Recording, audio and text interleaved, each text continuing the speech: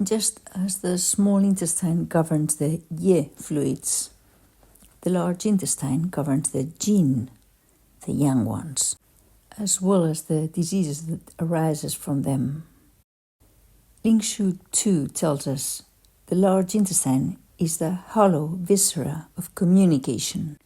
In turn, Nanjing 35 asserts the large intestine is the Fu of communication pathways that transmit or evacuate.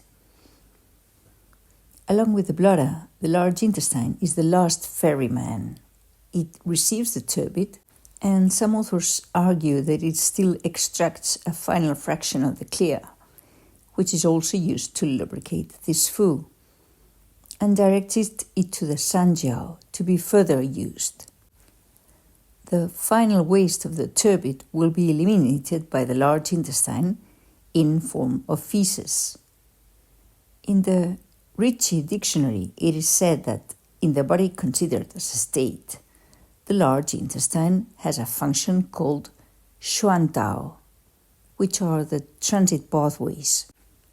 Xuantao, outside of this context, means conduction, propagation of heat, electricity, and transmission. And what does Suen 8 tells us? The same. The large intestine is in charge of transmission pathways. I'm thinking that when this lung-receiving function is not performed, and therefore its Su-Jiang descending function is hindered, one of the symptoms that can occur is constipation. But the quote from Suen 8 continues. Besides being in charge of transmission pathways, the large intestine also gives rise to metamorphoses and changes. So by transmitting and with metamorphoses and changes, what the large intestine does is transmit the products of digesting and eliminate them. Yes, also taking into account that this viscera is associated with metal movement, which is centripetal, forcing a separation from the environment and others. From a psychological point of view, the meaning is clear. Like the lung, the large intestine is associated with the ability to conclude, release, and turn the page. Again, Kespi tells us that the large intestine is the Fu, the earth, of the lung. Its function is to ground the lung, and it must deliver the energies it has managed to extract from the turbid. The recently deceased Josette Barry Malembitz, in her book L'Art de Nourrir la Vie, The Art of Nourishing Life, stated that since the celestial chi of the lung is associated with it, the large intestine, by guiding the feces to evacuation, leads, with the same gesture, to its earthly materialization, although of course within certain limits. We cannot overlook that the large intestine, belonging to the metal sphere, is associated with the Benshen Po, associated with the incarnation of Shen in a body, and whose vocation is to materialize. But let's look at the pathological aspects of this process. When large intestine is too dry, the turbid breaths that should descend do not, resulting in a counterflow Qi.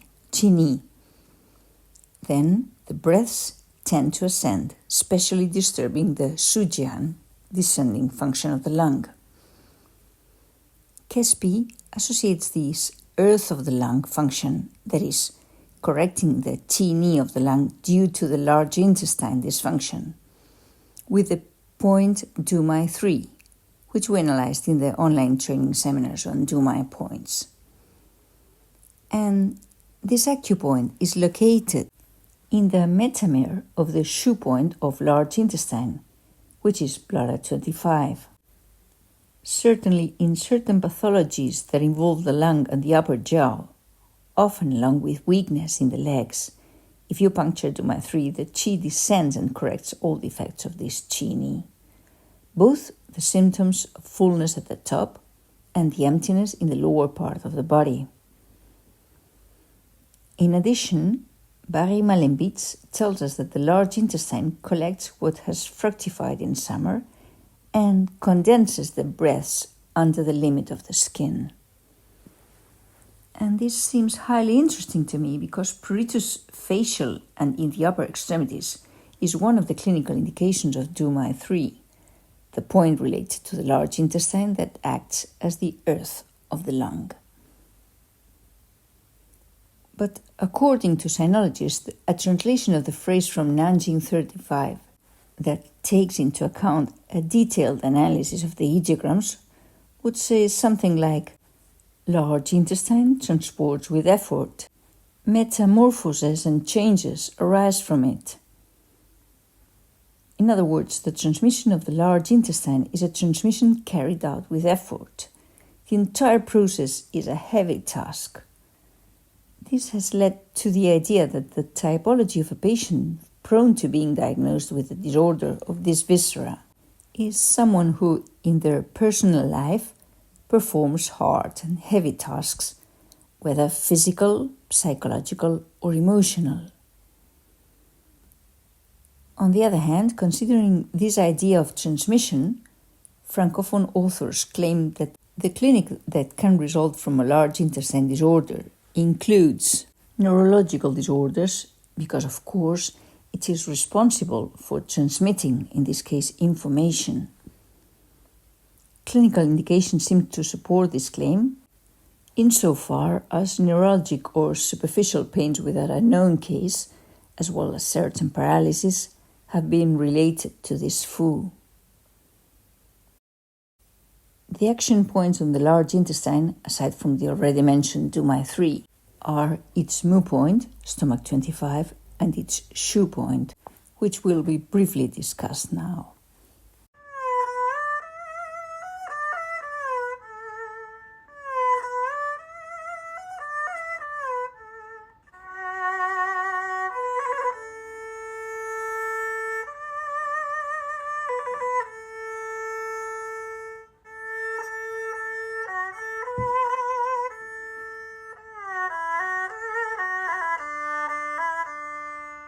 Stomach 25, Tianshu, which can be translated as celestial pivot or pivot of the sky, is a complex point that I will attempt to synthesize.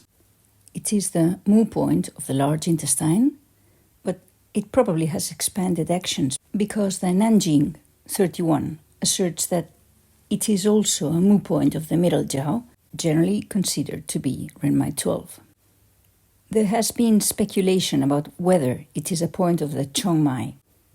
In my personal opinion, all abdominal and thoracic points of the stomach and kidney meridians can be considered Chongmai points, because this extraordinary meridian emits transverse collateral branches throughout the trunk.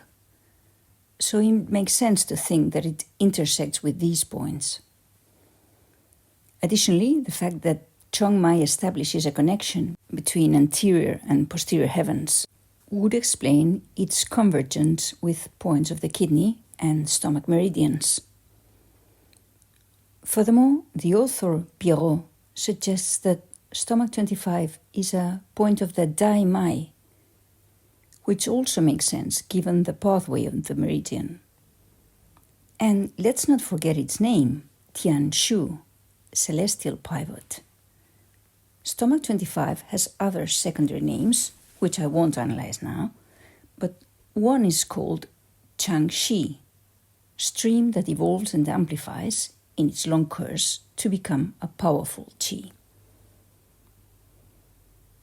The actions of stomach 25 include regulating qi, stimulating intestinal functions, which usually involve fullness, although some authors suggest it may be based on a previous deficiency, and also dispersing heat.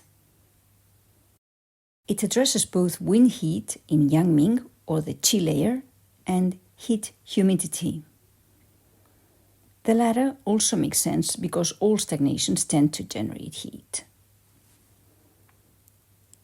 In the Banquet des Points 28, the French-speaking authors concluded that stomach 25 treats a qi deficiency with counterflow qi and penetration of perverse cold energy.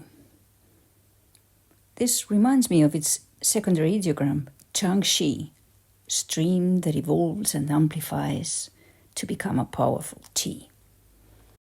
Let's not forget that we're in the lower jiao where Wei Qi is formed. Accordingly, among its symptoms, indications of exogenous pathogens can be found. For example, fever, typhoid fever, malaria, chills with loquacity, that is a picture of added heat. I will summarize in 4 strokes the numerous clinical indications of stomach 25. Above, there may be headache, dizziness, or facial edema, as well as rhinitis or mouth ulcerations. Lower down, primarily stomach disorders, belching, heartburn, gastritis, etc., and many intestinal disorders. And below, there is cold due to yang deficiency in the lower body. Thus, we have oliguria, dysuria, edema, nephritis. Then, gynecological disorders, which I won't mention as it could be too lengthy, and others such as leg cramps after diarrhea. All of this makes sense. Intestinal disorders are characteristic because it is the moo point of the large intestine, but if it becomes blocked, the energy does not reach the lower jiao. On a psychological level, anxiety, insomnia, dreams of flying. Jean-Marc Espy asserts that the 3 yang energy levels, Tai Yang, Xiao Yang, and Yang Ming, can cause dreams of flying. That is, Yang does not enter Yin. Although there are many acupuncture points, this ruled out a priori those of the 3 Yin energy levels. Let's continue. Overexcitement, irritability, anger, susceptibility, capriciousness, pessimism, digression. Here we can think of a Yang Ming energy level that is not internalized. Hence, all the symptoms of psychological agitation. But we can also find the opposite, disorders due to feeling of cold and depression. Let's not forget that it is the moo point of the large intestine, which is a viscera related to metal and autumn, therefore with sadness. And acupuncturist Daniel Menet also says, any pain of psychic origin. As I will explain in the Shu point, bladder 25, the ideogram Chang of large intestine also encompasses the idea of affection, feelings, compassion, or pity. But stomach 25 has more interpretations. Remember that in one of the early videos of the dives about the water pathway, stomach 25, located at the level of the navel, was positioned in the human between heaven, the upper part, aspirations, and earth, the lower part, impulses, desires, or material needs. It is also said that stomach 25 is the abode of Po. Probably for this reason, Jean-Marc Salette has used it in women with old and deep conflicts with their mothers. In general, Jean-Marc Espy says it is a point that corresponds to the large intestine and autumn, governing the movement of yang towards yin.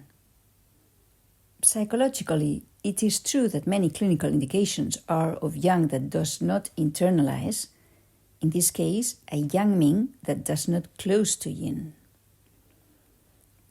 However, Espy also says that this point integrates heaven and earth, connecting them together in the human. That stomach 25 reconnects them and Renmai 12 fulfills them. Both aim to make the person feel integrated between heaven and earth, to feel that they are on their path and fulfilled. Sully de Morand says that it is a point of the herald of the large intestine, and also states that it is the residence of the Hun and Po, that is, not only to the Po, but also to the Hun. Therefore, stomach 25 reconnects the two Benchen that make up the yin and yang aspects of the soul. Paul Kuderk says that the ideogram Shu of Tianshu is the hinge that opens to heaven, and several authors agree that it is a point that internalizes yang, thus favoring internalization. I will conclude with a reflection made mainly by Nicole Tourière in the French Acupuncture Journal 172. She explains that the star alpha of the Big Dipper is also called Tianshu, that is, the one that follows the pole star, which is the pivot and axis of rotation of the Big Dipper, and the star called Peidu in Chinese astrology. As we explained in the video dedicated to the North in the playlist called Glimpses, the pole star governs destiny and is present everywhere in Taoist rituals. So the alpha star, which is called Tianshu, just like the acupuncture point stomach 25, points to the pole star, that immovable center in the center of the ancient Chinese sky, the abode of the Supreme One, from which everything comes and to which everything returns after death. Well, Nicole Tourière explains that for this reason, we can resort to the stimulation of Tianshu to restore harmony with celestial rhythms, aligning the internal seasons of our patient with cosmological rhythms. Seen from another perspective, I think that as the mu point of the large intestine, stomach 25 recruits the celestial influences that this Fu receives from its paired organ, the lung.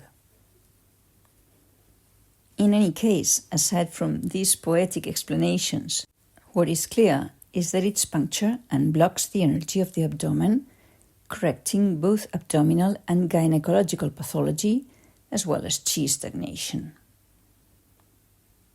In conclusion, it seems that all the authors have somewhat overlooked the fact that stomach 25, as the mu point of the large intestine, manages all these transport and transformation functions, which have been carried out with effort to finally release the resulting product, completely disengaging from it, in that centripetal dynamic so characteristic of the metal movement, which allows the individual to let go of attachments and return to their center to nourish and consolidate it.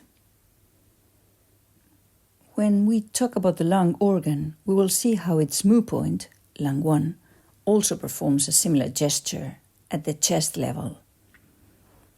And apart from the symptoms of each of these points, what can guide us in choosing between them is to consider the energy level in which each of their meridians is located.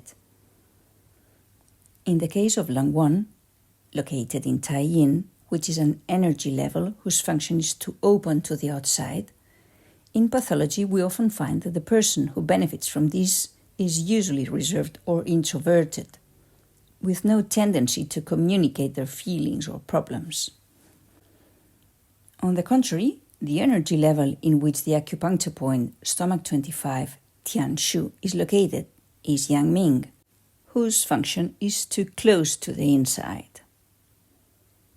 The typology of individuals whose alterations often resonate in points at this energy level, whether large intestine or stomach, is someone extroverted who likes to socialize, eat well, enjoy life, and in pathology, someone who has difficulty internalizing. And in the specific case of stomach 25, a conflict with the heavy tasks that need to be done, whether they do them or not, and they're difficult to let go. Furthermore, it also seems highly interesting that this acupuncture point has been said to belong to the extraordinary meridian Dv9. As explained in video number 9 of the playlist of extraordinary meridians, Dv9 is responsible for placing man within the cosmos, orientating him. Well, let's expand on that a little more. Daimai not only establishes the position of man in relation to the four orientations, north, east, south, and west, but actually positions man in relation to 6 orientations. Those of the 4 orientations plus above, which is dominated by zenith, and below, which is called nadir. And I find it loaded with meaning that a point that serves as the earth of the lung, that organ whose influences come from heaven, to root them in man, an acupuncture point whose name, Tianshu, suggests its relationship with the alpha star, the one that points to the pole star, also belongs to an extraordinary meridian that also orients man from the pole star, situated in our zenith. And when Kespi asserts that stomach 25 contributes to making the person feel fulfilled, I cannot help but think that no one can truly feel fulfilled by disregarding or being disconnected from their deep orientation, which lies in the north.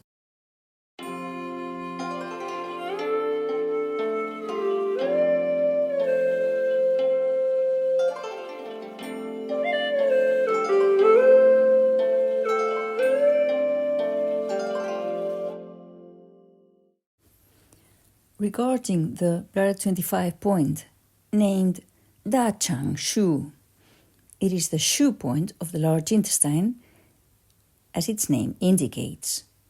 Remember that the large intestine is called Chang. Explaining it, it's simpler because, unlike the previous one, it does not correspond to other functions different from its relationship with the large intestine.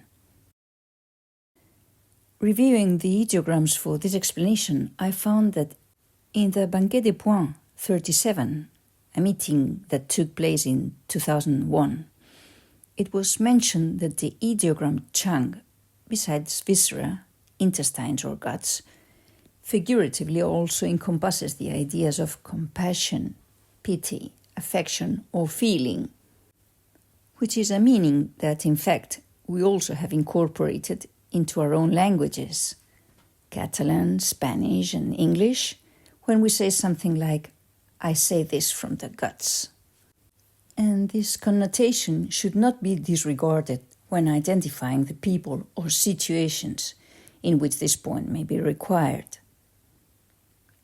Bladder 25 is at the level of the lumbar spinous process 4, and therefore in the metamer of Dv9 3, an acupoint well related to this earth function of the lung of large intestine, to which I briefly allude in these dives, but analyze more in depth in my online seminars on the points of Dv9.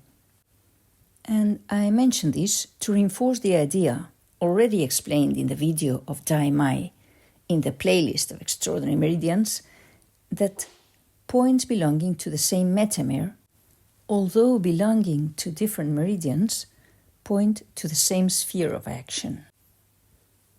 Anglo-Saxon authors teach us that bladder 25 regulates the intestines, transforms stagnation and relieves pain. Good. From here, Bernard Desroches said that, above all, bladder 25 treated dampness stagnations. Philippe Sionneau that it treats deficiency conditions. Jean-Marc Espy that it removes the heat from the abdomen. And finally, in the Banquet des Points 37, they said that, above all, it addresses conditions of heat and dryness in the large intestine. In other words, between dampness and dryness, I think the difference is vast. Anglo-Saxon authors also affirm that it strengthens the loins and legs. Obviously, it is a point of the Tai-Yang energy level that runs through them. Philippe Sionneau specifies that it relaxes tendons and activates collaterals. Let's see what we can deduce from its clinical indications to see if this clarifies things a bit in practice. Above, there's practically nothing. Facial edema. In fact, if we remember that the large intestine moves the descent of lung energy, this symptom is compatible with an alteration of that function. Then, apart from thirst, which can indicate a lack of fluids or heat, we move on to basically digestive symptoms: inability to eat and drink, bulimia with weight loss. Many authors say this in different ways. Eats a lot and always thin. Does not gain weight even though they eat a lot. Does not assimilate because it does not direct it. Or, as so often happens in the indications of points, also the opposite. Overweight, eats and does not burn. There are also many clinical indications at the lumbar spine level: spinal column pain in the renal region, difficulty flexing the trunk, contraction. I don't want to be exhaustive because it would be very long. Lumbago radiated to the sacrum and coccyx, or even sciatica. Almost all the rest of the pathology correspond to the intestines: abdominal pain, sharp or intense periumbilical pain, abdominal colic, abdominal distension, chronic pathology of the large intestine, dyspepsia, pain in the hypogastrium, hypogastric distension and fullness, intestinal obstruction, twisting pain in the lower abdomen, constipation, borborygmy, flatulence, tympanism, appendicitis, diarrhea due to cold and or dampness. Here there's no heat. Steatorrhea, undigested food in the stools, dysentery, blood in stools, intestinal bleeding, which does indicate heat, intestinal abscess, rectal intestinal prolapse, which is a sign of deficiency. Therefore, I would say that bladder 25 treats all types of alterations in the intestines. Apart from this, there are some gynecological symptoms: dysmenorrhea, diseases of the uterus, and in men gonorrhea, as well as urinary symptoms: urethritis, incontinence, anuria, dysuria. Both urination and defecation can be difficult, of course, because if the function of the large intestine transmission and transformation is blocked, it affects the entire path of the Jinye, including the elimination functions not only of the large intestine, but also of the bladder. In general, the clinical indications of bladder 25 only include fever and beriberi. Jean-Marc Espy tells us that bladder 25, Dachangshu, transports the energy of the large intestine to offer it to the body. Of course, hence the malabsorption scenarios. On the other hand, Caroline Viry's experience is that bladder 25 is an interesting point in individuals who perceive the outside world as aggressive, whose hypersensitivity is accompanied by bulimia with obesity, and whose attempts to lose weight are doomed to failure. And I find it interesting to recall the emotional connotation we had discussed about the ideogram Chang. On another note, I'd like to share an insight I also found from Dr. Albert Gourion, a disciple of Bernardo de Roche who died prematurely many years ago. Gourion believed that shoe points, by being located on the dorsal side of the body, which is yang, are related to the defensive wei qi energy, which is also yang.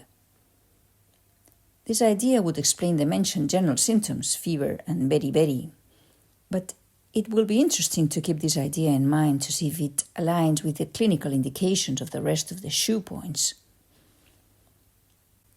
Finally, Soulier de Moran tells us that in tonification, bladder 25 tonifies the large intestine, the small intestine, and the bladder, which makes sense, as well as the lumbar muscles. But it dispels the lung, which makes perfect sense since the large intestine, the earth of the lung, stimulates Su Jiang, its descending function.